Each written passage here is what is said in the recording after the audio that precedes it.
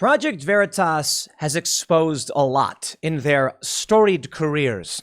But we have a new story that I think may be one of the most insightful and impactful political exposés we've seen in a long time. An excellent piece of journalism from Project Veritas, where a senior engineer basically exposes the company as COMMIE AF, is what he says. He actually swears, COMMIE as F. He says that the people there don't believe in free speech, that people on the right get banned because the left won't tolerate the right, but the right will tolerate the left, so the left doesn't get banned, which is basically what I've said for a long time. But let me just say, as we get into this story and talk about how this guy says he works 4 hours per week. I wonder how much money he's getting paid. 6 figures? These people, wow, running the company into the ground. It all makes sense now. But let me just say there's a meme. And I can't remember who posted it, so forgive me for not giving you proper attribution. They said, if you're an engineer at Twitter and a hot woman is very into you, it's James O'Keefe. I thought that was great. Like James O'Keefe in a wig, like sitting down, like, tell me about the work you do. And they're like, haha. Okay, so basically what happens with Project Veritas often, I believe, is that they use Twitter, they use Tinder. So they'll get young, attractive women to go on Tinder and swipe. And then they'll find people who are like an engineer at Twitter. They'll go out for drinks and they will record the candid conversations. I think it's fantastic. This is Siru Murugesan, senior engineer at Twitter. Seems like a good dude. He seems like a good dude who's a cog in a machine. He points out that he's okay with Elon Musk buying Twitter and he breaks this stuff down. I respect this. I appreciate it. I wish many more people like this would step forward and expose the malfeasance and the manipulation. They don't. So I can't give Ciro credit for speaking out when he was caught on candid camera, when he was on undercover camera. I wish he would just come out and be like, hey guys, here's what is happening at this company that confirms a lot of what you're saying. Here's a tweet from me. Breaking from Project Veritas. Twitter employee confirms bias at Twitter. Seems I was right.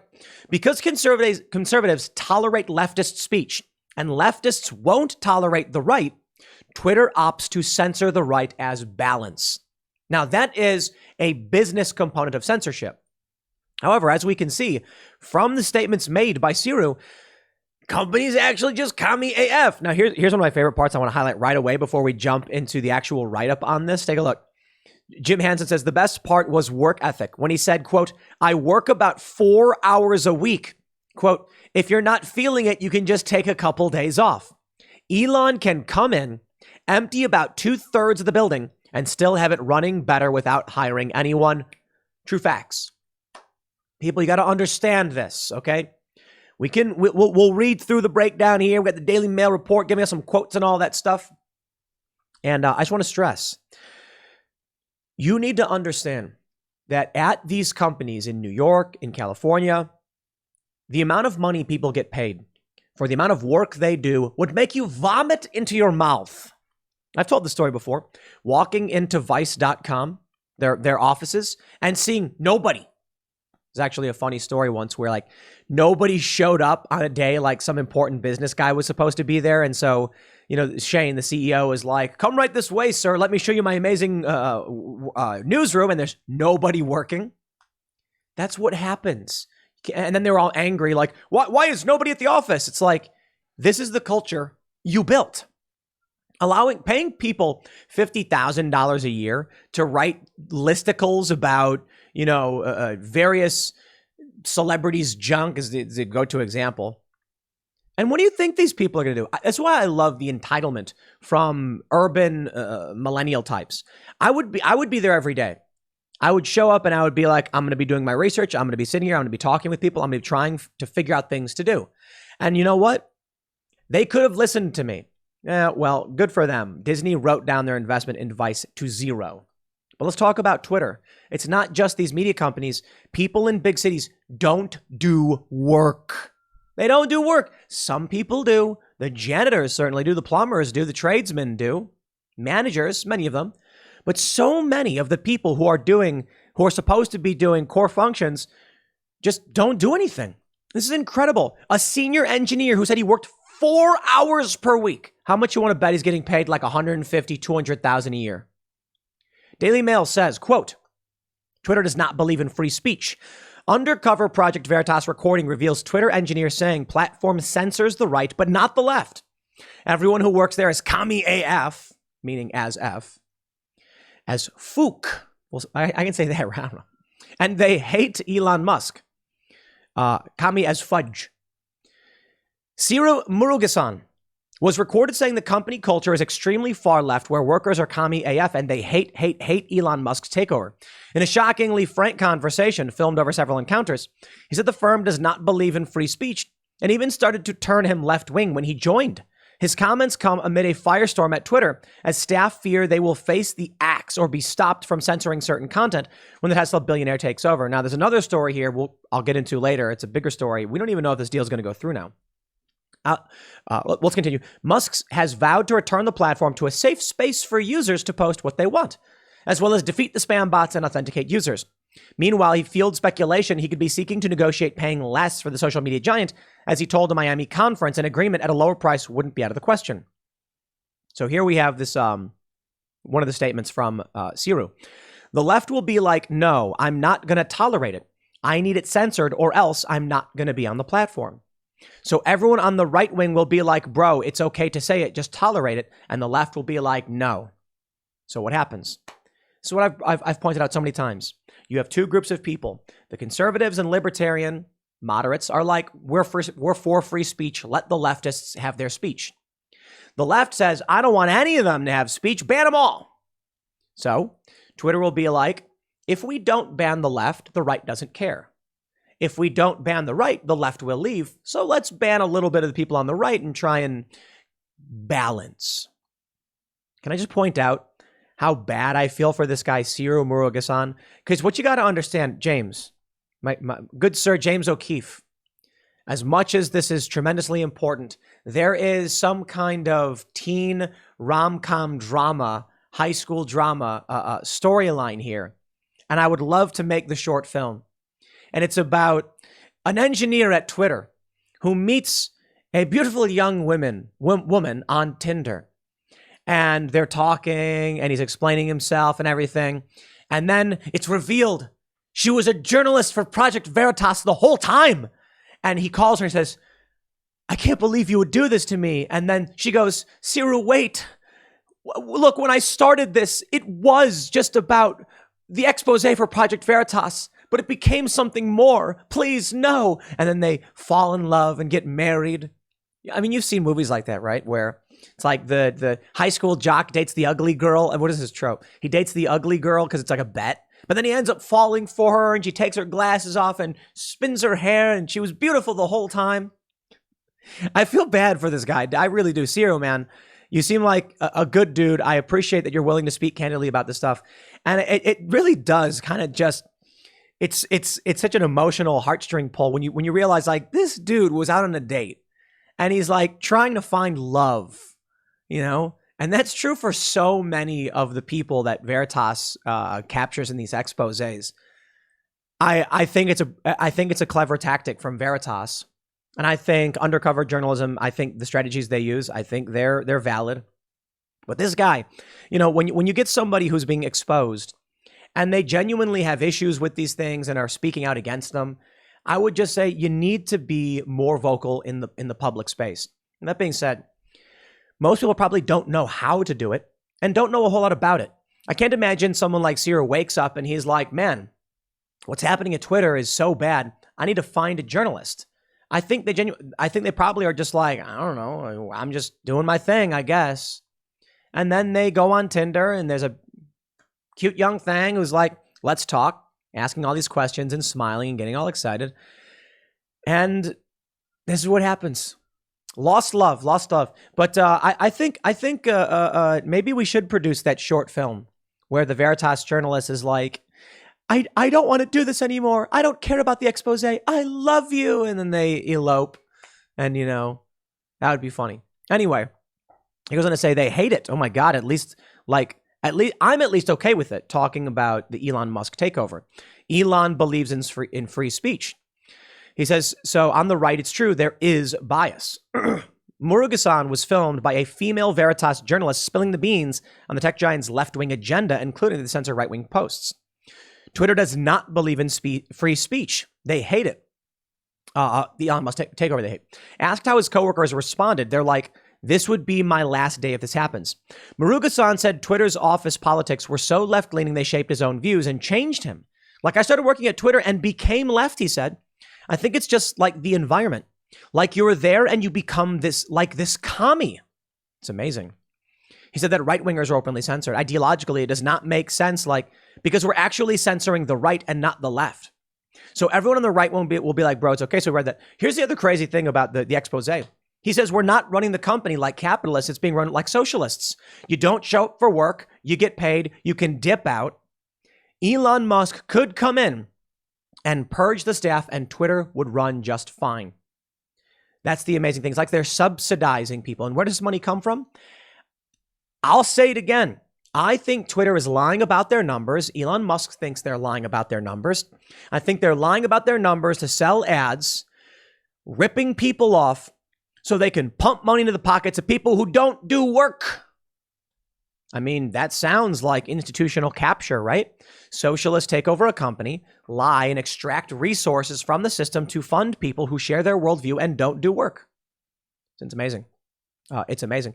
He says employees were worried for their jobs because his companies run differently to Twitter's socialist workplace. Absolutely incredible. I'm going to deviate here from this story because I think this confirms a lot of what we know. I don't talk to you about the ramifications of the censorship, and I want to address a little bit of, we had a show last night where we had some political debate.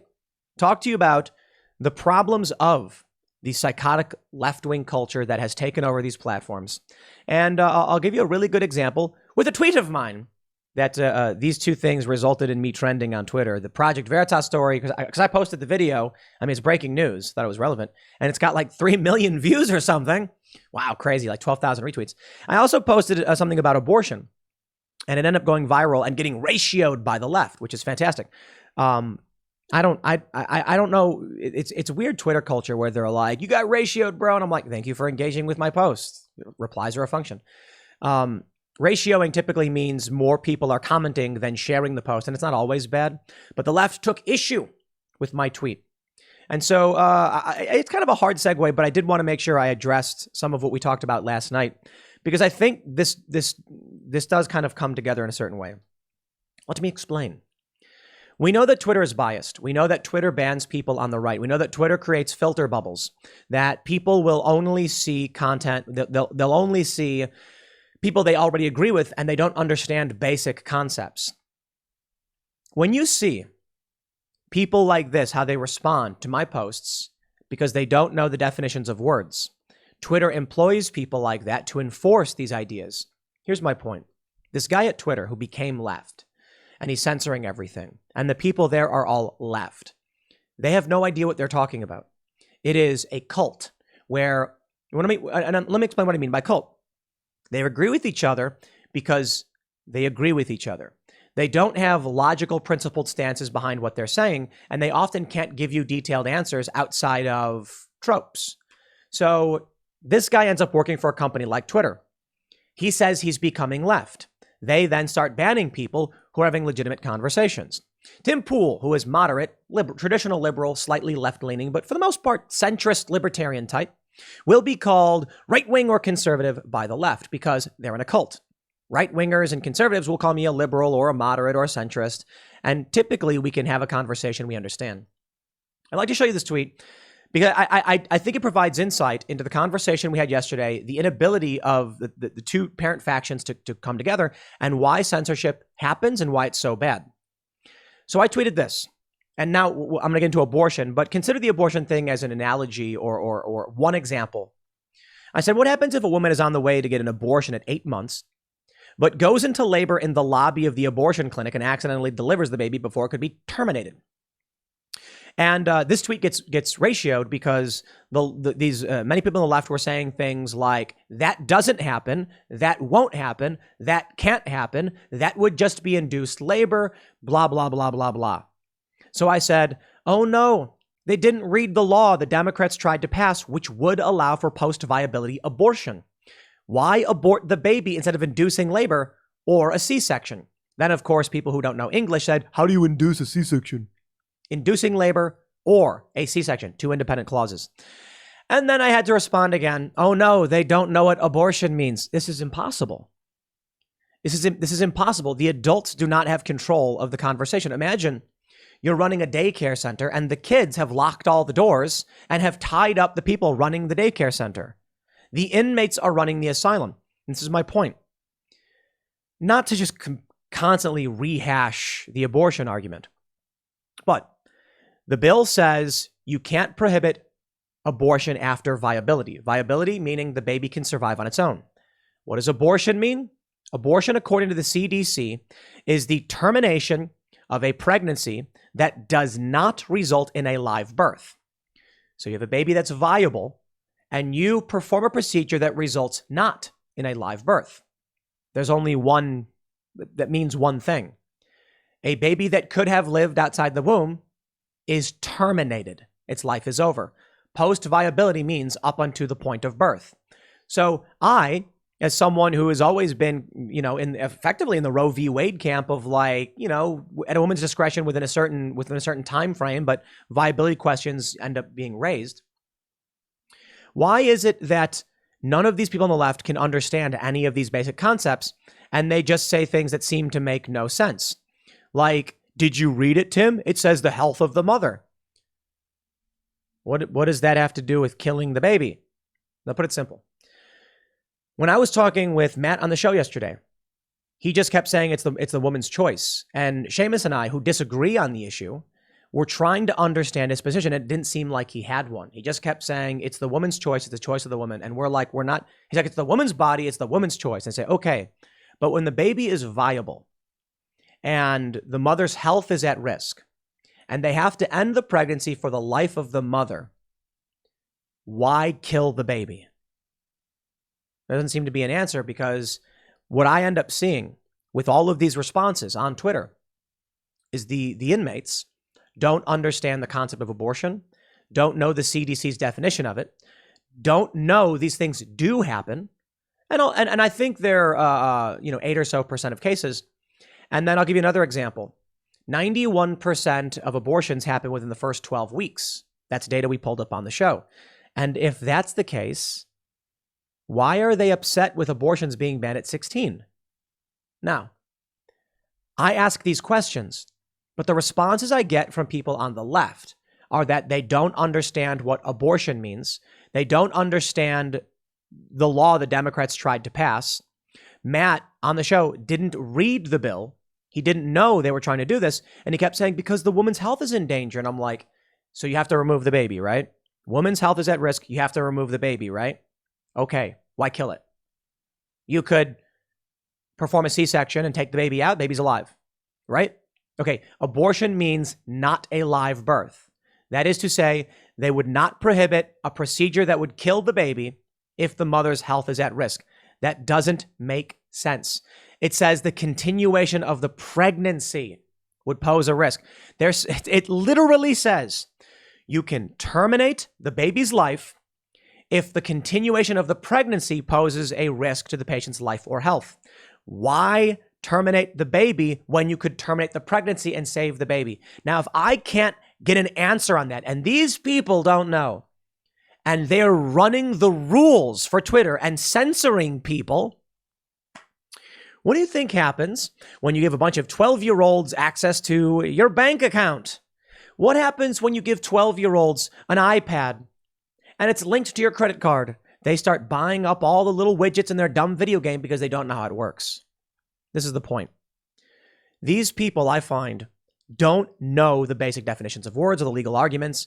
And I mean, another example is, and with all due respect to Matt, I appreciate him coming on the show. We're definitely going to have him back on the show again. I disagree with him, and I take issue with his understanding of these provisions. But he said when it came to Twitter's policies on misgendering, conservatives are denying the existence of trans people. That doesn't mean anything. It conveys no idea.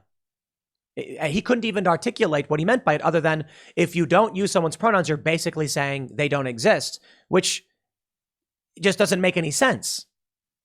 It was just a platitude, a leftist talking point that doesn't represent an idea. Of course, trans people exist. I think absolutely Ben Shapiro knows trans people exist. I'm pretty sure Ben Shapiro is friends with many trans people. I think he just doesn't agree with using someone's pronouns by force, and he doesn't agree with gender transitioning. That doesn't mean he thinks they're not real people. So what is the idea they're trying to convey? I honestly have no idea. I don't think there is an idea behind it. I don't think there is substance. These are the people who are running the rules. These are the people who are influencing. These are children who have not thought out their core positions, who don't know the definitions of words like abortion in the legal argument, so they're not even conveying any ideas. They are emotional, reactive, and they will ban you from these platforms and these conversations while giving these high salaries to employees who don't do any work. This is a corruption, and I'll tell you, man, the system can't sustain itself. Elon Musk maybe will come in. We've got some developments on that, but I'll talk about that a little bit later. The deal might not even go through. But let me wrap these points together. What I'm starting to see is your political position isn't as relevant as whether you adhere to the cult or not. My political positions can be overwhelmingly left-leaning, but I can articulate the thoughts and have a conversation on it. And for the most part, the left can't. Not every single person. But it's like, if they don't know what abortion means, if they didn't actually read the bill Democrats tried to pass, if they didn't read what Joe Manchin said, they have no idea what they're talking about. Why are they making rules on these platforms and banning those who do? And it's a really great example when you look at Hunter Biden's laptop story. The insanity and the inability of these people to comprehend basic concepts results in them saying it's Russian disinformation. And they ban it based on emotional, tribal reasons. And it's insane. I think I should probably refresh this. I think I have more retweets than that, don't I? If I refresh this. No, that's about it, yeah. Actually, I think it's way more, but for some reason, there's Twitter displays a different amount of retweets. I have way more responses from the ratio. It's fairly simple. Watch Timcast IRL from last night. It may be frustrating. I certainly don't think I have all of the answers. And there's probably some points that I made that were bad because I don't think I'm a genius or anything like that. I just know stuff.